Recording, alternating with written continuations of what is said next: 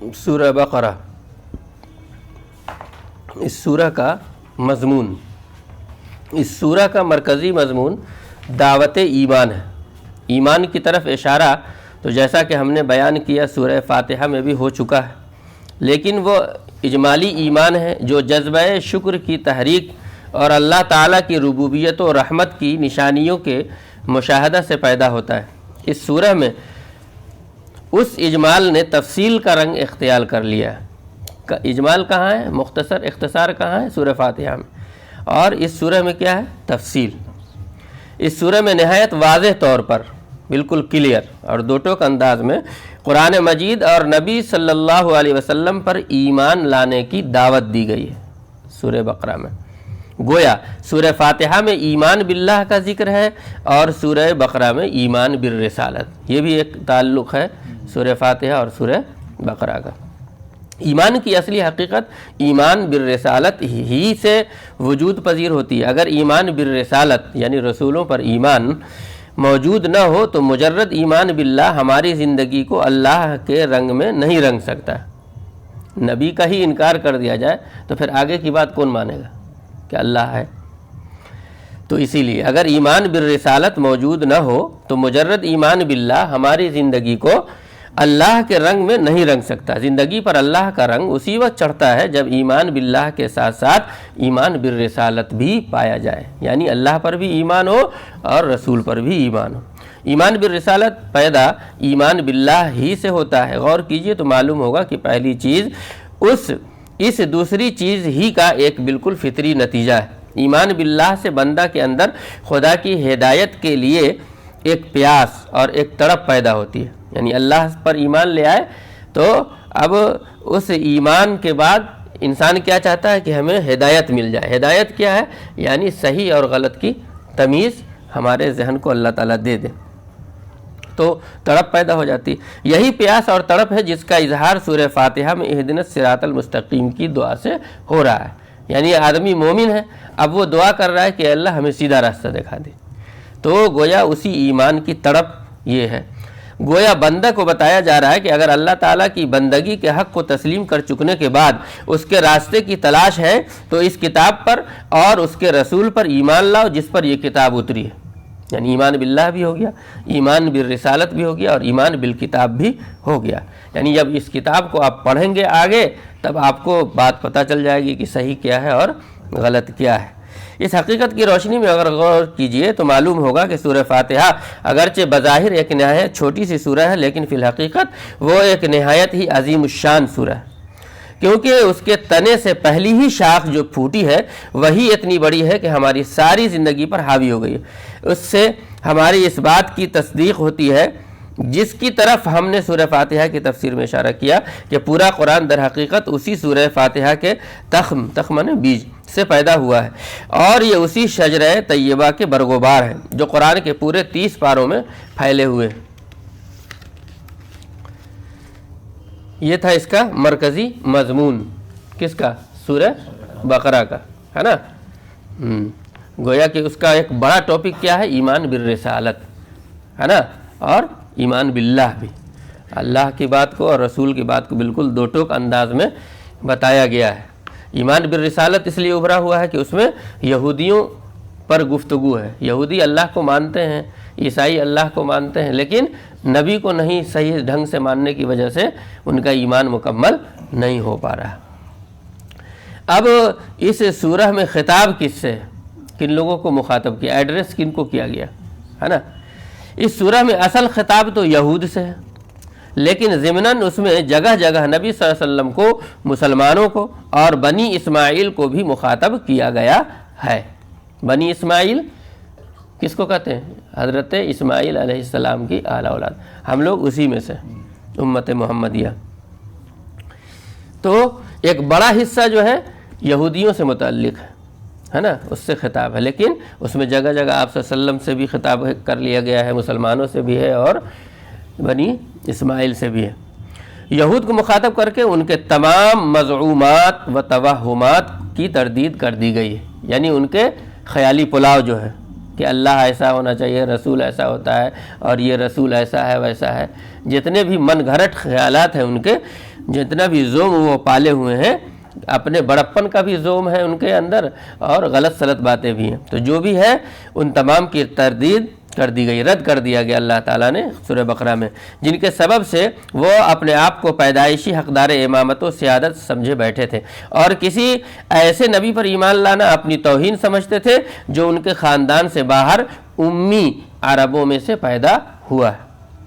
نبی صلی اللہ علیہ وسلم کو مخاطب کر کے جگہ جگہ آپ صلی اللہ علیہ وسلم کو صبر و استقامت کی نصیحت کی گئی ہے، اور یہ واضح کیا گیا ہے کہ حضرت ابراہیم علیہ السلام نے خانہ کعبہ کی تعمیر کے وقت جو دعا کی تھی آپ اس دعا کے مظہر ہے۔ حضرت ابراہیم علیہ السلام نے دعا کی تھی کہ ایک نبی بھیجیے، ہے نا، ہمارے نسل میں، تو اسی دعا کی قبولیت کی وجہ سے آپ صلی اللہ علیہ وسلم کو بھیجا گیا، اور بنی اسماعیل کے سلسلے میں پہلے نبی ہے اور آخری نبی ہے آپ صلی اللہ علیہ وسلم۔ نبی صلی اللہ علیہ وسلم مسلمانوں سے خطاب کر کے یہ بات کہی گئی کہ اللہ تعالیٰ نے خلق پر اپنے دین کی حجت تمام کرنے، یعنی جتنی بھی مخلوق ہے ان پر اپنی دین کی حجت تمام کرنے کے لیے ان کو ایک مستقل امت کی حیثیت سے مامور کیا ہے، ایک مستقل امت بنا دیا ہے، اور اپنی آخری شریعت کا ان کو امین بنا دیا ہے۔ یعنی بنی اسماعیل میں یہ جو آپ صلی اللہ علیہ وسلم کی جو امت ہے یہ آخری امت ہے، اور شریعت ان کے حوالے کر دیا گیا، اب یہی امانت دار ہے۔ تو امانت دار کا کام کیا ہوتا ہے کہ جو چیز آپ کے ہاتھ میں ہے اس کو ان لوگوں تک پہنچا دیجئے جن کا وہ مال ہے۔ تو قرآن ایک امانت ہے، وہ کس کے ہاتھ میں ہے؟ ہم لوگوں کے ہاتھ میں، تو اس کو پہنچانا کس کو ہے؟ لوگوں تک۔ تو لوگوں میں صرف مسلمان نہیں ہیں بلکہ جتنے بھی لوگ پیدا ہوں گے ان تمام تک اس پیغام کو پہنچانا، یہ ہماری ذمہ داری جو ہم لوگ ادا نہیں کر رہے ہیں۔ ہاں، تو اب کیا کرنا ہے؟ امین بنایا ہے تو انہیں چاہیے، یعنی مسلمانوں کو چاہیے کہ وہ اس امانت کی قدر کریں اور اس کے حامل بنیں، تاکہ وہ خلق کے رہنما، یعنی جتنی بھی مخلوق ہے اس کائنات میں اس کے رہنما بن جائے اور اس کے بعد والوں کے لیے نمونہ اور مثال بن سکے۔ اسی ضمن میں ان کو جگہ جگہ یہود کی ان حاسدانہ سرگرمیوں سے بھی آگاہ کیا گیا ہے جو مسلمانوں کے دلوں میں شکوک پیدا کرتے ہیں، ان کو ورغلانے اور ان کو آخری بعثت کی نعمتوں سے محروم کرنے کے لیے ان کی طرف سے ظاہر ہو رہی تھی۔ کس کی طرف سے؟ یہود کی طرف سے، ہے نا۔ حسد کرتے ہیں نا لوگ تو طرح طرح کا کام کرتے ہیں تاکہ دوسرے کو ڈیمیج کیا جائے، تو یہ کام یہودی کرتے تھے آپ صلی اللہ علیہ وسلم کے ساتھ، مسلمانوں کے ساتھ۔ مسلمانوں کو بھڑکاتے تھے طرح طرح سے۔ کیوں بھڑکاتے تھے؟ حسد کی وجہ سے بھڑکاتے تھے۔ ان کو معلوم تھا کہ یہ نبی جو ہے برحق ہیں، لیکن حسد کی وجہ سے ان کو بھڑکاتے تھے۔ بنی اسماعیل کو مخاطب کر کے ان کے سامنے اصل دین ابراہیمی ان تمام بدعتوں اور خرابیوں سے پاک کر کے پیش کیا گیا۔ یعنی اس وقت جو لوگ مکہ میں تھے وہ گویا بنو اسماعیل تھے، حضرت ابراہیم علیہ السلام کے بیٹے حضرت اسماعیل علیہ السلام کی اولاد تھے، ہے نا۔ تو اب ان کے پاس جو دین بچا ہوا تھا پہلے سے اس میں تھوڑی بہت خرابی آ گئی تھی، تو قرآن نے یہ کام کیا کہ جو خرابی ان کے اندر آ گئی تھی ان کو سمجھایا کہ دیکھو یہ بات تمہارے اندر غلط آ گئی ہے، یہ بات غلط آ گئی ہے، دیکھو تمہارے باپ دادا ایسے نہیں تھے، حضرت ابراہیم علیہ السلام کی تعلیمات یہ تھیں۔ تو اس طرح سے ان کی تمام بدعتوں اور خرابیوں سے آگاہ کیا بنو اسماعیل کو، جو مشرکین اور یہود نے ان میں پیدا کر دی تھی، اور ساتھ ہی ان پر یہ واضح کیا گیا کہ یہ اللہ تعالیٰ کا بہت بڑا احسان ہے کہ اس نے اپنا آخری نبی تمہارے اندر سے اٹھایا، یعنی بنی اسماعیل سے، اور تمہیں ایک امت مسلمہ بنانا چاہا۔ تم اس احسان کی قدر کرو اور یہودیوں کے حاسدانہ چالوں کے چکر میں نہ پھنسو، ورنہ تم پرانے پرائے شگون پر خود اپنی ناک کٹوا بیٹھو گے۔ اب اس سورہ کے اندر تو ایک مرکزی مضمون بتا دیا گیا، اب اس سورہ کا جو ہے الگ الگ حصے ہیں، ہے نا، اور ہر حصے کا ایک خاص مخاطب ہے، تو اب اس پر گفتگو ہو رہی ہے کہ سورہ کے مطالب کا تفصیلی تجزیہ تو اس وقت سامنے آئے گا جب ہم آیات کے مناسب حصوں کو الگ الگ کر کے ان کی تفسیریں کریں گے، لیکن یہاں بھی ہم اس کے مطالب کا ایک سرسری جائزہ پیش کر دیتے ہیں۔ اس سے سورہ کے عمود یعنی مضمون، مرکزی مضمون کے ساتھ اس کے ہر حصے کا تعلق بھی سمجھنے میں مدد ملے گی، اور سورہ پر بحیثیت مجموعی ایک اجمالی نظر بھی پڑ جائے گی۔ ہمارے نزدیک مضامین کی تقسیم کے لحاظ سے یہ سورہ ایک تمہید ہے، 4 ابواب اور ایک خاتمے پر مشتمل ہے نا۔ اب اس کی تفصیل یہ ہے، آیت نمبر 1 سے آیت نمبر 39 تک یہ حصہ تمہیدی ہے۔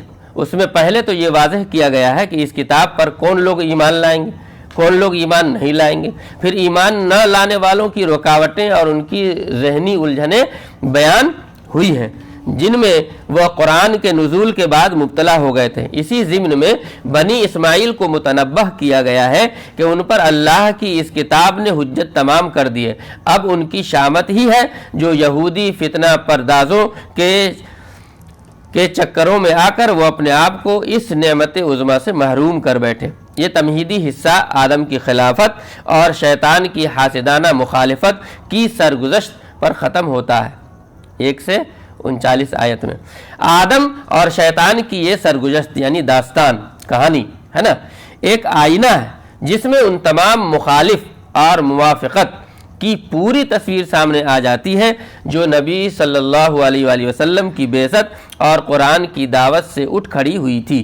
فرشتوں کا آدم کی خلافت پر اعتراض کرنا اور اپنے اعتراض کا جواب پا جانے کے بعد مطمئن ہو جانا مثال ہے ان لوگوں کی مخالفت کی جو نبی صلی اللہ علیہ وسلم کی دعوت کے بعض پہلو نہ سمجھنے کے سبب سے شروع میں آپ صلی اللہ علیہ وسلم کی رسالت کے بارے میں متردد یا اس کے مخالف رہے، لیکن چونکہ یہ لوگ نیک دل اور حق پسند تھے، حاسد اور ہٹ دھرم نہ تھے، اس وجہ سے جو ہی ان پر اصل حقیقت واضح ہو گئی وہ آپ کے حامی اور مددگار بن گئے۔ یعنی آپ صلی اللہ علیہ وسلم کی زندگی میں جب آپ دعوت دے رہے تھے تو کچھ لوگوں نے اعتراض کیا، سوال کیا ہے نا، لیکن ان کا من اور دل صاف تھا، وہ حقیقت جاننا چاہ رہے تھے، نہیں سمجھا، صرف ٹون کسنا نہیں چاہ رہے تھے، فالتو کا کوسچن ان کا نہیں تھا۔ جس طرح سے فرشتوں نے کوسچن کیا کہ آپ آدم کو کیوں پیدا کریں گے، ہم تو ہیں ہی تسبیح بیان کرنے کے، تو ان کا کوسچن سمجھنے کے لیے تھا، تو ان کو جواب ملا تو فوراً سمجھ گئے اور ہدایت پا گئے۔ اس کے برخلاف شیطان کی مخالفت کی مثال ان لوگوں کی مخالفت کی جو غرور نسب، غرور جاہ یا حسد کی بنا پر نبی صلی اللہ علیہ وسلم کی مخالفت کر رہے تھے، مثلا یہود اور سرداران قریش۔ اس طرح کی مخالفت کرنے والوں کی مخالفت اصل حقیقت کے واضح ہونے سے دور نہیں ہوتی بلکہ اور زیادہ بڑھ جایا کرتی ہے، چنانچہ نبی صلی اللہ علیہ وسلم کی دعوت کی صداقت جتنی ہی زیادہ واضح ہوتی گئی اتنی ہی ان لوگوں کی عداوت بھی بڑھتی گئی۔ نہیں سمجھا، کوسچن کرتے تھے، کوسچن کا جواب جیسے جیسے ملتا تھا تو ان کی دشمنی کم ہونی چاہیے تھی، لیکن دشمنی اور بڑھتی جاتی تھی۔ اس تصویر میں یہود اور ان کے ہم نواؤں پر یہ حقیقت واضح کی گئی کہ آدم کی خلافت کے خلاف جس نوعیت کا غم و غصہ اور حسد ابلیس کو تھا، اسی نوعیت کا غم و غصہ اور حسد اللہ کے آخری رسول کے خلاف تم کو ہے۔ کس کو؟ سرداران قریش کو اور یہود کو۔ اور ساتھ ہی یہ حقیقت بھی واضح کر دی گئی کہ جس طرح ابلیس کے غم و غصہ کے علی الرغم یعنی اس کے خلاف آدم کی خلافت قائم ہو کر ہی رہی، اسی طرح تمہاری دشمنی اور تمہارے حسد کے علی الرغم نبی امی صلی اللہ علیہ وسلم کی رسالت قائم ہو کے رہے گی۔ یہ ہے 1 سے 39 کا مضمون۔ اب ہم لوگ ترجمہ جو ہے جلدی پڑھتے ہیں۔ بسم اللہ الرحمن الرحیم، اللہ کے نام سے جو بے انتہا مہربان اور رحم فرمانے والا ہے۔ الف لام میم، ذالک الکتاب لا ریب فیہ، یہ اللہ کی کتاب ہے، اس میں کوئی شک نہیں۔ ھدی للمتقین، ہدایت ہے ان پرہیزگاروں کے لیے۔ الذین یؤمنون بالغیب، جو غیب پر ایمان لاتے ہیں۔ ویقیمون الصلاۃ، اور نماز قائم کرتے ہیں۔ ومما رزقناہم، جو رزق ہم نے ان کو دیا ہے۔ ینفقون، اس میں سے خرچ کرتے ہیں۔ والذین یؤمنون بما انزل الیک، جو کتاب تم پر نازل کی گئی ہے یعنی قرآن، اور جو کتابیں تم سے پہلے نازل کی گئی تھی۔ وما انزل من قبلک وبالآخرۃ هم یوقنون، اور آخرت پر یقین رکھتے ہیں۔ اولئک علی ھدی من ربہم، ایسے لوگ اپنے رب کی طرف سے راہ راست پر ہیں، ہدایت پر ہیں۔ وَأُولَئِكَ هُمُ الْمُفْلِحُونَ، اور وہی فلاح پانے والے ہیں۔ ان الذین کفروا، جن لوگوں نے ان باتوں کو تسلیم کرنے سے، ماننے سے انکار کر دیا، سواء علیہم، یکساں ہے، انذرتہم ام لم تنذرہم، خواہ تم انہیں خبردار کرو یا نہ کرو، لا یؤمنون، بہرحال وہ ماننے والے نہیں ہیں۔ ختم اللہ علی قلوبہم، اللہ نے ان کے دلوں اور ان کے کانوں پر مہر لگا دی ہے، وعلی سمعہم، ان کے کانوں پر، وعلی ابصارہم غشاوہ، اور ان کی آنکھوں پر پردہ ڈال دیا ہے، ولہم، اور ان کے لیے عذاب عظیم، سخت عذاب ہے اور وہ سخت سزا کے مستحق ہیں۔ ومن الناس من یقول، بعض لوگ ایسے بھی ہیں جو کہتے ہیں آمنا باللہ، ہم اللہ پر، وبالیوم الآخر، اور آخرت کے دن پر ایمان لائے ہیں، وما ہم بمؤمنین، حالانکہ در حقیقت وہ مومن نہیں ہیں، یعنی زبان سے کہہ رہے ہیں کہ ہم ایمان لائے ہیں لیکن حقیقت میں وہ ایمان نہیں لائے۔ یخادعون اللہ، تو ایسے لوگ کیا ہے، وہ اللہ اور ایمان والوں کے ساتھ دھوکہ بازی کر رہے ہیں۔ یخادعون اللہ، اللہ سے، والذین آمنوا، اور ان لوگوں سے جو ایمان لائے، دونوں کو دھوکہ دے رہے ہیں۔ وما یخدعون، مگر دراصل وہ خود اپنے آپ ہی کو دھوکے میں ڈال رہے ہیں۔ وما یشعرون، اور انہیں اس کا شعور بھی نہیں ہے، سمجھ بھی نہیں ہے، سوچ رہے ہیں کہ دوسرے کو دھوکہ دے رہے ہیں لیکن حقیقت میں وہ اپنے آپ کو ہی دھوکہ دے رہے ہیں۔ فی قلوبہم مرض، تو جو ایسا کرتے ہیں وہ کیا ہے، ان کے دلوں میں ایک بیماری ہے، فزادہم اللہ مرضا، جسے اللہ نے اور زیادہ بڑھا دیا ہے، ولہم عذاب علیم، اور جو جھوٹ وہ بولتے ہیں اس کی پاداش میں ان کے لیے دردناک عذاب ہے، بما کانوا یکذبون، جھوٹ بولنے کی وجہ سے۔ وَإِذَا قِيلَ لَهُمْ لا تفسدوا فی الارض، اور جب کبھی ان سے کہا گیا کہ زمین میں فساد برپا نہ کرو، قالوا، تو انہوں نے یہی کہا، انما نحن مصلحون، کہ ہم تو اصلاح کرنے والے ہیں، یعنی سماج کی ہم اصلاح کرنے والے ہیں، ہم فساد کہاں پھیلاتے ہیں۔ الا انہم هم المفسدون، خبردار، الا خبردار، انہم هم المفسدون، حقیقت میں یہی لوگ مفسد ہیں، ولیکن لا یشعرون، مگر انہیں شعور نہیں ہے، سمجھ نہیں ہے۔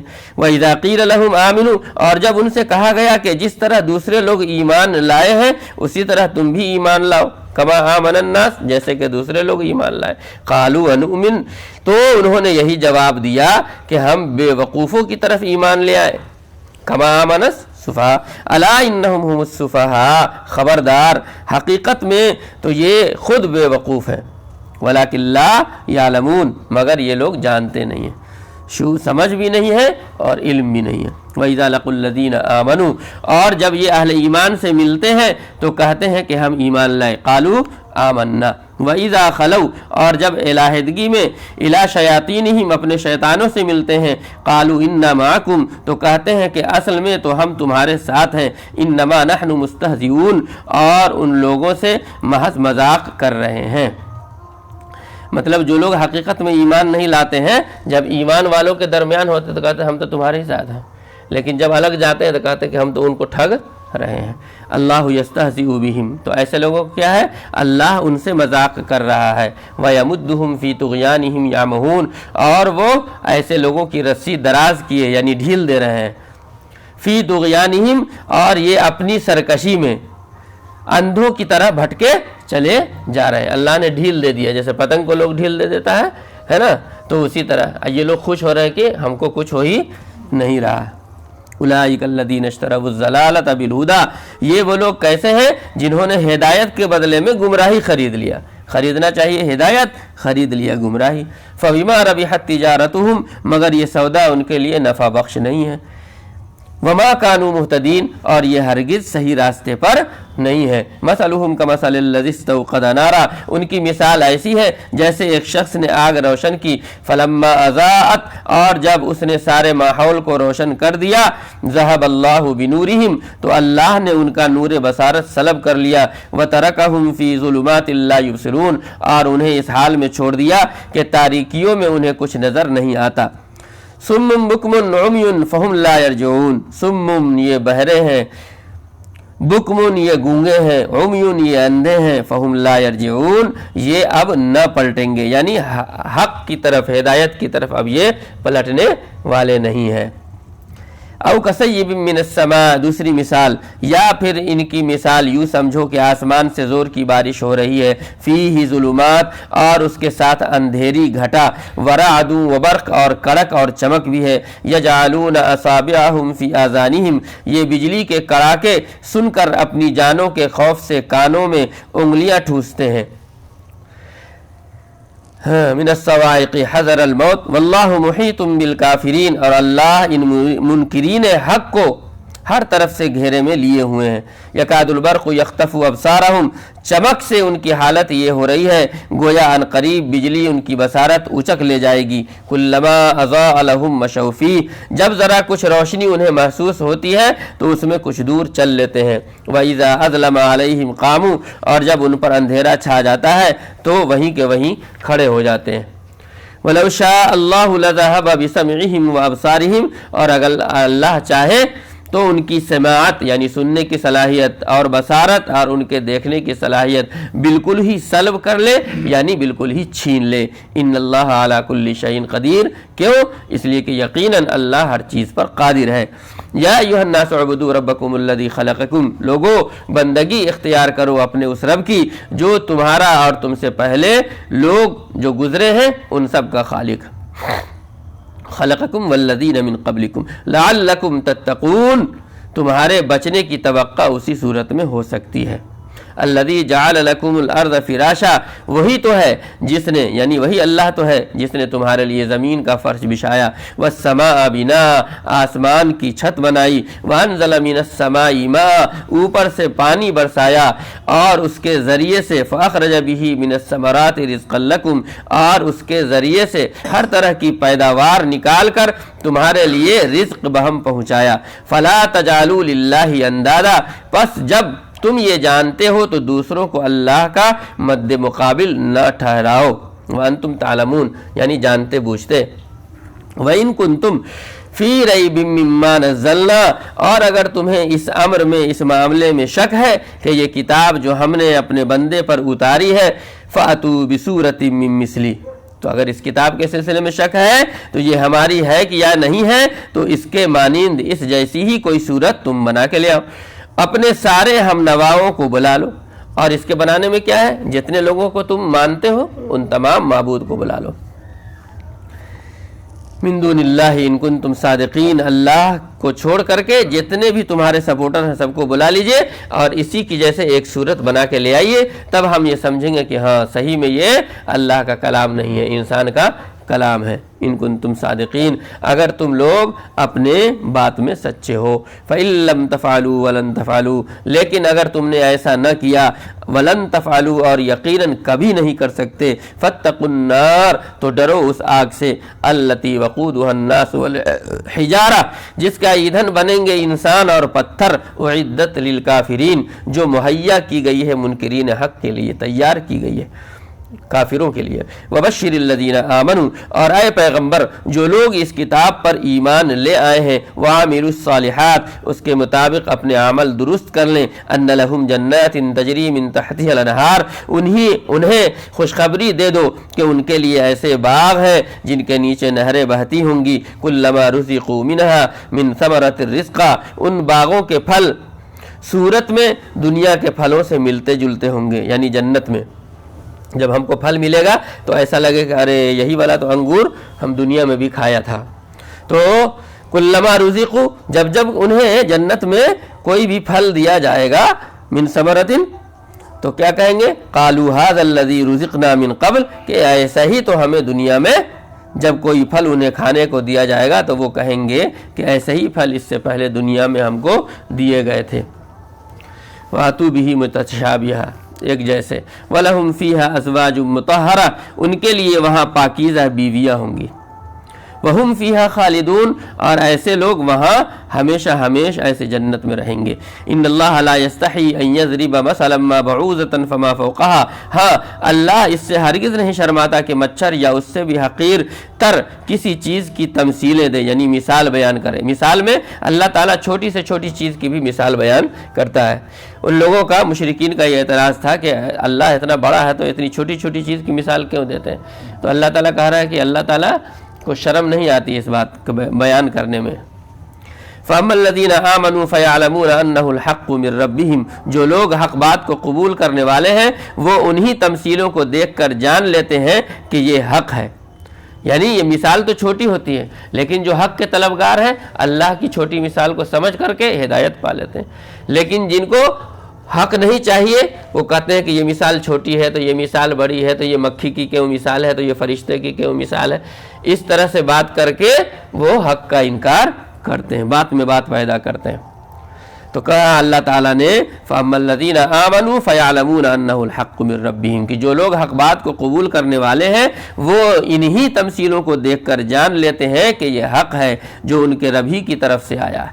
وَأَمَّا الَّذِينَ كَفَرُوا، اور جو ماننے والے نہیں ہیں فَيَقُولُونَ، تو وہ انہیں سن کر کہنے لگتے ہیں ماذا اراد اللہ بہذا مسئلہ، کہ ایسی تمثیلوں سے اللہ کو کیا سروکار.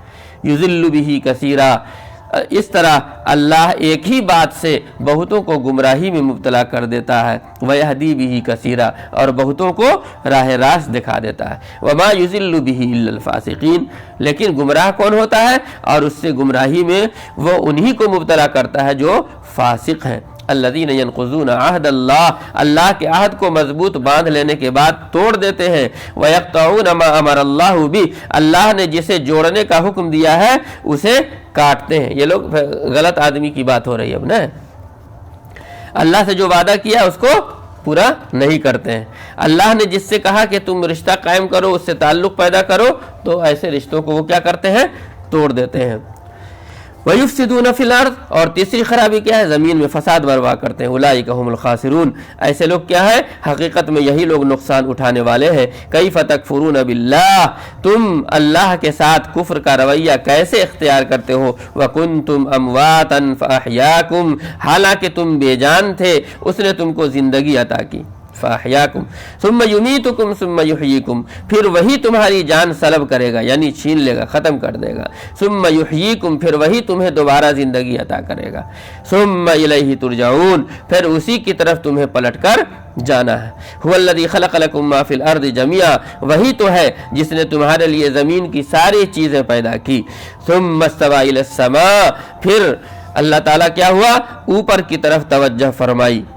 فسواہن سبع سماوات، اور 7 آسمان استوار کیے. وہو بکل شیء علیم، اور وہ ہر چیز کا علم رکھنے والا ہے. وَإِذْ قَالَ رَبُّكَ لِلْمَلَائِكَةِ إِنِّي جَاعِلٌ فِي الْأَرْضِ خَلِيفَةً، پھر ذرا اس وقت کا تصور کرو جب تمہارے رب نے فرشتوں سے کہا میں زمین میں ایک خلیفہ بنانے والا ہوں. انی جاعل فی الارض خلیفہ، میں زمین میں ایک خلیفہ بنانے والا ہوں. قالوا، تو انہوں نے عرض کیا یعنی فرشتوں نے عرض کیا اتجعل فیہا من یفسد فیہا، کیا آپ زمین میں کسی ایسے کو مقرر کرنے والے ہیں جو اس کے نظام کو بگاڑ دے گا.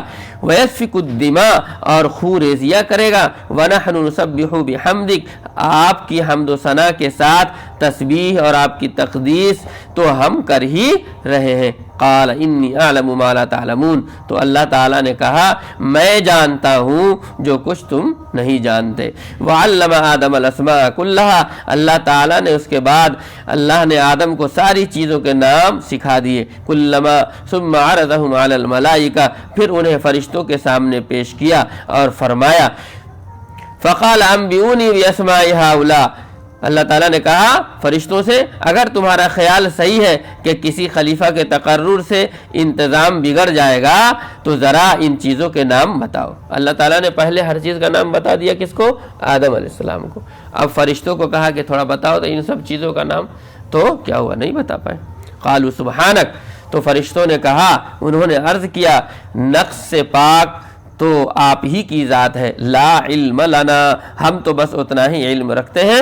الا ما علمتنا، جتنا آپ نے ہم کو دے دیا ہے. انک انت العلیم الحکیم، حقیقت میں سب کچھ جاننے اور سمجھنے والے آپ کے سوا کوئی نہیں ہے. قال یا آدم انبئهم باسمائهم، پھر اللہ نے آدم علیہ السلام سے کہا تم انہیں ان چیزوں کے نام بتاؤ، یعنی فرشتوں کو، ہے نا. فلما انباهم باسمائهم، تو جب حضرت آدم نے ان کو ان سب کے نام بتا دیے، قال الم اقل لکم، تو اللہ تعالیٰ نے فرمایا میں نے تم سے کہا تھا نا کہ میں آسمانوں اور زمین کی وہ ساری حقیقتیں جانتا ہوں جو تم سے مخفی ہیں یعنی پوشیدہ ہیں، وَأَعْلَمُ مَا تُبْدُونَ وَمَا كُنْتُمْ تَكْتُمُونَ، جو کچھ تم ظاہر کرتے ہو وہ بھی مجھے معلوم ہے اور جو کچھ تم چھپاتے ہو اسے بھی میں جانتا ہوں، وَأَعْلَمُ مَا تُبْدُونَ، جو کچھ ظاہر کرتے ہو، وَمَا كُنْتُمْ تَكْتُمُونَ، اور جو کچھ تم چھپاتے ہو۔ اللہ کو دونوں چیز کا علم ہے۔ وَإِذْ قُلْنَا لِلْمَلَائِكَةِ اسْجُدُوا لِآدَمَ، جب ہم نے فرشتوں کو حکم دیا کہ آدم کے آگے جھک جاؤ، فَسَجَدُوا إِلَّا إِبْلِيسَ، تو سب کے سب جھک گئے مگر ابلیس نے کیا کیا؟ انکار کر دیا، ابا واستکبر، انکار کیا، وہ اپنی بڑائی کے گھمنڈ میں پڑ گیا، وَكَانَ مِنَ الْكَافِرِينَ، اور نافرمانوں میں شامل ہو گیا۔ وَقُلْنَا يَا آدَمُ اسْكُنْ أَنْتَ وَزَوْجُكَ الْجَنَّةَ، پھر ہم نے آدم سے کہا، یعنی اللہ تعالیٰ کہہ رہے ہیں، پھر ہم نے آدم سے کہا کہ تم اور تمہاری بیوی دونوں جنت میں رہو اور یہاں بفراغت جو چاہو کھاؤ، وَكُلَا مِنْهَا، اور کھاؤ، رَغَدًا حَيْثُ شِئْتُمَا، بفراغت جو چاہو، جتنا چاہو کھاؤ کھل کر کے، وَلَا تَقْرَبَا هَذِهِ الشَّجَرَةَ، مگر اس درخت کا رخ نہ کرنا، فَتَكُونَ مِنَ الظَّالِمِينَ، ورنہ تم دونوں کس میں سے ہو جاؤ گے؟ ظالم لوگوں میں شمار ہو جاؤ گے۔ فَأَزَلَّهُمَا الشَّيْطَانُ، آخرکار شیطان نے ان دونوں کو، آدم و حوا کو کیا کر دیا؟ بہکا دیا، غلط راستے پر ڈال دیا، اس درخت کی ترغیب دے کر ہمارے حکم کی پیروی سے کیا کر دیا؟ ہٹا دیا۔ فَأَخْرَجَهُمَا مِمَّا كَانَا فِيهِ، انہیں اس حالت سے نکلوا کر چھوڑا جس میں وہ تھے، یعنی جنت میں تھے تو اچھے سے تھے تو شیطان نے نکلوا دیا۔ وَقُلْنَا اهْبِطُوا بَعْضُكُمْ لِبَعْضٍ عَدُوٌّ، پھر اللہ تعالیٰ نے کہا کہ ہم نے حکم دیا کہ اب تم سب یہاں سے اتر جاؤ، کون کون؟ آدم بھی، حوا بھی اور شیطان بھی، ہے نا، دوست دشمن سب اتر جاؤ اب زمین پر۔ وَلَكُمْ فِي الْأَرْضِ مُسْتَقَرٌّ، اور تمہیں خاص وقت تک زمین میں ٹھہرنا ہے، وَمَتَاعٌ إِلَىٰ حِينٍ، اور وہیں گزر بسر کرنا ہے۔ فَتَلَقَّىٰ آدَمُ مِن رَبِّهِ کلمات، اس وقت آدم علیہ السلام نے اپنے رب سے چند کلمات سیکھ کر توبہ کی، فَتَابَ عَلَيْهِ، جس کو اس کے رب نے قبول کر لیا۔ انہو هو التواب الرحیم، کیونکہ وہ یعنی اللہ تعالیٰ بڑا معاف کرنے والا اور رحم فرمانے والا ہے۔ قُلْنَا اهْبِطُوا مِنْهَا جَمِيعًا، ہم نے کہا کہ تم سب یہاں سے اتر جاؤ، فَإِمَّا يَأْتِيَنَّكُم مِّنِّي هُدًى، پھر جو میری طرف سے کوئی ہدایت تمہارے پاس پہنچے، فَمَن تَبِعَ هُدَايَ، جو لوگ میری اس ہدایت کی پیروی کریں گے، فلا خوف علیہم، ان کے لیے کسی خوف، ولا هم يحزنون، اور رنج کا موقع نہ ہوگا۔ والذین کفروا وکذبوا بآیاتنا، اور جو اس کو قبول کر لیں گے، یعنی اس کو قبول کرنے سے انکار کریں گے، اس حق کو قبول کرنے سے انکار کریں گے، وکذبوا بآیاتنا، اور ہماری آیات کو جھٹلائیں گے، اولئک اصحاب النار، وہ آگ میں جانے والے ہیں، ہم فیہا خالدون، جہاں وہ ہمیشہ رہیں گے۔ صدق اللہ العظیم۔